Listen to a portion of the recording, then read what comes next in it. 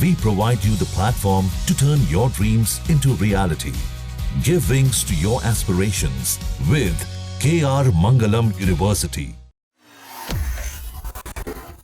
पहलगाम में हुए आतंकी हमले के बाद भारत ने पाकिस्तान और पीओके में ऑपरेशन सिंदूर को अंजाम दिया था, जिसके बाद पाकिस्तान ने भारत पर ड्रोन और मिसाइल से हमले की कोशिश की थी। इसके बाद से दोनों देशों के बीच में तनाव बढ़ रहा है।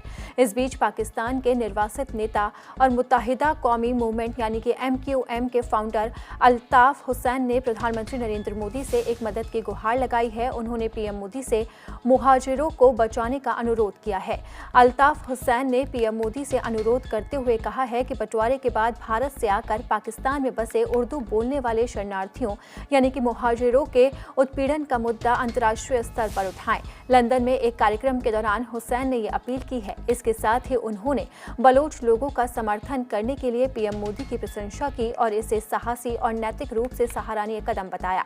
अल्ताफ हुसैन ने पीएम मोदी से आग्रह करते हुए मुहाजिर समुदाय के लिए भी आवाज उठाने को कहा है। उन्होंने कहा है कि मुहाजिरों को दशकों से उत्पीड़न और उनके साथ भेदभाव किया जा रहा है, जो पूरी तरह से स्टेट स्पॉन्सर है। उन्होंने कहा कि भारत के बंटवारे के बाद से पाकिस्तानी सैन्य प्रतिष्ठानों ने कभी भी मुहाजिरों को देश के वैध नागरिकों के तौर पर पूरी तरह से स्वीकार नहीं किया। MQM लगातार मुहाजिरों के अधिकार की पैरवी करती रही है, लेकिन सैन्य कार्रवाई में अब तक 25,000 से ज्यादा मुहाजिरों की मौत हो गई और हजारों गायब कर दिए गए। अल्ताफ हुसैन का कहना है कि अमेरिका के ह्यूस्टन में पाकिस्तानी कौंसल जनरल आफ्ताब चौधरी ने कार्यक्रम के दौरान एक वीडियो पेश किया, जिसमें अल्ताफ और MQM को भारत का एजेंट दिखाया गया है। अल्ताफ ने कहा है कि पाकिस्तान द्वारा इस तरह का आरोप लगाकर मुहाजिरों की आवाज दबाने का काम किया जाता है।